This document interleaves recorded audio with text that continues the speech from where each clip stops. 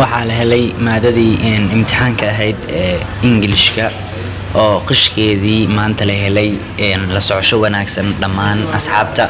waxaan idinka codsan lahaa qof kastoo arka videogan inuu u share gareeyo qofka walaalkiis ee form 4 la ah si aad ula socoto maada kasta oo qishkeeda la helay.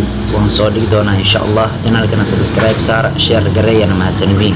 waa kan imtixaankii dawladda ee fasalka sare ee form 4 waa maadada Englishka waa fasalka 12aad. maxaa la yiraahdaa hala ogaado qaybta u horeysay maadada Englishka waa sheekadan si fiican u akhri, su'aalaha kaaga imaan doona waad ka jawaabi doontaa insha Allah. waa kan shantan su'aal ayaa ka imaan doonta sheekada kor aad soo akhrisay. shantan su'aal ka jawaab.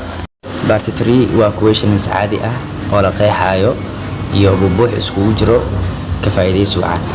part 4 waa part grammar ah waxaan ku buuxinaysaa little few iyo few si aad ula socoto maada kasta oo qishkeeda aan helay. channelka subscribe saar, commentigana numberkaaga WhatsApp-ka igu reeb. mahadsanid.